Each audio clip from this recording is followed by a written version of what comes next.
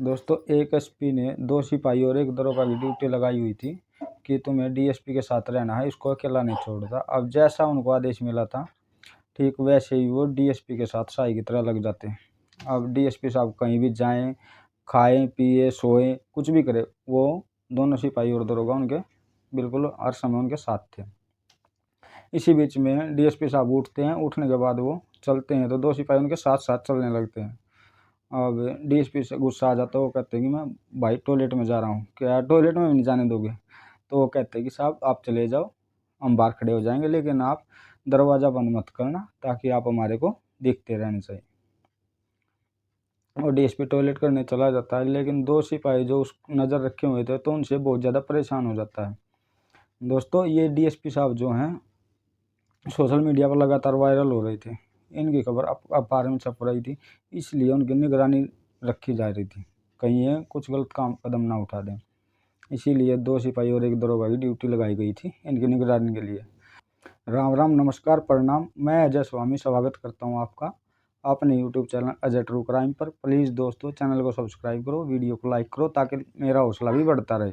आज की जो सच्ची कहानी है, उत्तर प्रदेश का एक ज़िला लगता है उन्नाव। उन्नाव की यह सच्ची कहानी है। दोस्तों, उन्नाव की एक तहसील लगती है बीघापुर। बीघापुर के एक सीओ होते हैं जिनका नाम होता है कृपा शंकर कनौजिया। कृपा शंकर कनौजिया अपने एसपी साहब के पास जाते हैं, जिनका नाम होता है आनंद कुलकर्णी। उनके पास जाते हैं, जाकर कहते हैं कि साहब मुझे छुट्टी चाहिए। दोस्तों, वो बताते हैं कि मेरी बेटी की शादी की तारीख बहुत नज़दीक आ गई है और मैं एक दिन की छुट्टी लेना चाहता हूँ। वो एप्लीकेशन दी गई थी 6 जुलाई 2021 को, एक दिन की छुट्टी के लिए। अब एसपी ने जैसे बात सुनी कि बेटी की शादी का मामला है, तो एसपी साहब ने छुट्टी दे दी। अब डीएसपी साहब छुट्टी लेकर काम पर निकल जाते हैं। इन्हें जाना था बीघापुर से गोरखपुर, जिनकी दूरी थी लगभग 341 किलोमीटर। अब यहाँ जाने के लिए ये अपना सफ़र तय करने लगते हैं, लेकिन घर नहीं पहुँचते तो इनकी बीवी जो होती है वो काफ़ी परेशान हो जाती है। परेशान होने के बाद फ़ोन करती है तो फ़ोन नहीं लगता, फ़ोन बंद पाता है। अब जो सरकारी नंबर होता है तो उस पर फ़ोन करते हैं तो वो भी बंद था। अब जो इनके साथ रहते जहाँ इनकी ड्यूटी थी वहाँ पर पूछते हैं तो वो भी कहते हैं वो छुट्टी लेकर जा चुके हैं। अब इनकी बीवी काफ़ी परेशान हो जाए, तब इनका कोई अधिकारी कहता है कि आपको एसपी साहब से बात कर लेनी चाहिए। अब जो इनकी पत्नी थी वो सोचने लगती है कि पुलिस जांच करेगी तब तक देर हो जाएगी। तभी ये उन्नाव के एसपी साहब को फ़ोन लगाती है, जिनका नाम आनंद कुलकर्णी, और बोलती है कि मेरे पति छुट्टी लेकर घर के लिए निकले थे और वो घर पर नहीं आए। मैंने उनके पर्सनल नंबर पर फ़ोन किया था, वो भी नहीं मिले, और साथ ही मैंने जो उनके पास सरकारी नंबर था उन पर भी फ़ोन किया, लेकिन बातचीत नहीं हो पाई। आप उनका पता करने की कोशिश कीजिए, ऐसा ना हो कि वो कहीं मुसीबत में हो, उनके साथ कोई हादसा हो जाए। एसपी साहब ने जब ये बात सुनी तो उनको भी लगता है कि वाकई एक अधिकारी कहीं मुश्किल में तो नहीं है। तो उन्होंने तुरंत ही अपनी सर्वेलांस टीम को आदेश दिया कि सीओ साहब के नंबर पर बातचीत करने की, संपर्क करने का उनसे कोशिश करो जितना जल्दी हो सके। अब सर्वेलांस जो टीम थी उन्होंने एसपी साहब की बात को सर माथे पर रखा और तुरंत ही कार्रवाई करनी शुरू कर दी। इनकी लोकेशन जो निकल कर आती है, कानपुर का एक गंगापार एक इलाका है, वहाँ पर माल रोड है। माल रोड के पास इनकी आखिरी लोकेशन पाई जाती है। तो बीघापुर से वहाँ की दूरी 44 किलोमीटर है, 1 घंटे का भी रास्ता नहीं है। अब एसपी साहब का आदेश था तो पुलिस वालों ने ढिलाई नहीं की और तुरंत कार्रवाई की, सीधा उस जगह पर पहुंच गए माल रोड। माल रोड जाने के बाद उस जगह की तलाश करते हैं जहां कर आखिरी लोकेशन थी। अब आखिरी लोकेशन जो होती है, एक होटल होता है मंदाकिनी। मंदाकिनी होटल के पास जाकर वो फ़ोन स्विच ऑफ हो जाता है। अब इसके बाद ये रिसेप्शन पर जाते हैं। रिसेप्शन जाने के बाद पूछते हैं कि यहाँ पर कोई कृपा शंकर नाम से कोई व्यक्ति आया है? तो होटल वाले कहते हैं कि हाँ साहब आया है, बिल्कुल रुके हुए हैं यहाँ पर। अब जैसे ही रात ज़्यादा हो चुकी थी तो ये जो भी जांच करने वाली सर्वेलांस टीम होती है वो सीधा उसी कमरे में जाती है जहाँ पर ये अधिकारी डीएसपी रुके हुए थे। वहाँ जाने के बाद दरवाज़ा खटखटाते हैं। अब अचानक से जब डीएसपी साहब का दरवाज़ा खटखटाया जाता है तो अंदर से डीएसपी साहब निकल के आते हैं, पूछते कि क्या बात है, क्यों यहाँ पर आए हो? वे बताते हैं कि हमारे एसपी साहब ने आदेश दिया है कि आपके सभी नंबर बंद है, आपकी पत्नी काफ़ी ज़्यादा परेशान है और हमारे को जांच करने का आदेश दिए थे। जैसे ही वो टीम थी जांच करने के लिए गई थी, उनकी नज़र एक महिला पर जाती है। अब महिला पर नज़र जाने के बाद वो परेशान हो जाती है। वो सोचते कि ये कौन महिला है, बीवी पर परेशान हो रखी है और ये पता नहीं किसके साथ है यहाँ पर। तुरंत वो टीम वहाँ से रिसेप्शन पे आती है। रिसेप्शन पे आने के बाद वहाँ पर जाँच पड़ताल करती है, सीसीटीवी कैमरे देखती है और रजिस्टर देखती है। जब रजिस्टर देखती है तो उसमें एक नाम सामने आपको सोचने में मजबूर हो जाते हैं। वो सोचते हैं कि यह महिला यहाँ पर क्या कर रही है। दोस्तों, बीघापुर तहसील का एक थाना होता है। उस थाने में एक महिला सिपाही होती है और देखने में काफ़ी ज़्यादा खूबसूरत होती है और वो सीसीटीवी कैमरे में कैद हो जाती है। 3:48 पर 6 जुलाई 2021 की वो तारीख होती है। उन्होंने जितनी भी फुटेज थी सभी निकलवाई और अपने फ़ोन में अपलोड कर ली। अपलोड करने के बाद एसपी साहब को ये जानकारी दे देते हैं। जैसे ही एसपी साहब को ये जानकारी दी जाती है, एसपी साहब भी परेशान हो जाते हैं।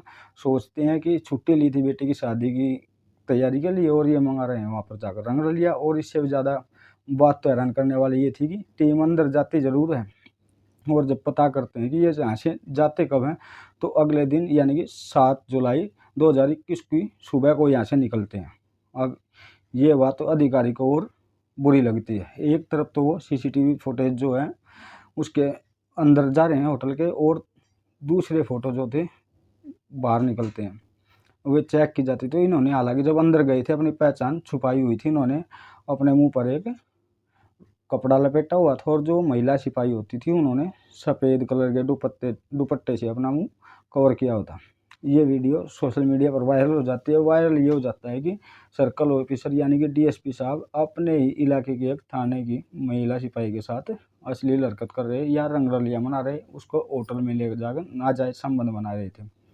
अब धीरे धीरे ये बात पहुंच जाती है उत्तर प्रदेश की राजधानी लखनऊ में। अब लखनऊ में पहुंचने के बाद वहाँ से आदेश आते हैं कि जो भी ये मामला है इसकी जांच पड़ताल करो, जांच पड़ताल अच्छे से करो। अब जांच पड़ताल करने के बाद एसपी साहब एएसपी जो होते हैं शशि शंकर, उनको मामले की जांच देते हैं। जांच में जो सत्यता पाई जाती है फिर डीजी सत्यता करते हैं गृह विभाग के लिए, फिर गृह विभाग इनको निलंबित कर देता है।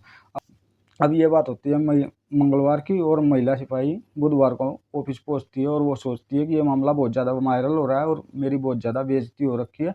तभी वो जाकर बोलती है कि साहब मुझे 3 दिन की छुट्टी दे दो, मैं अपने घर जा रही हूँ। तो वो छुट्टी जो लेती है कि बदनामी उसकी बहुत ज़्यादा हो रही थी, इस वजह से वो छुट्टी लेती है। छुट्टी लेकर घर पर जाती है, गाँव में काम पर लग जाती है।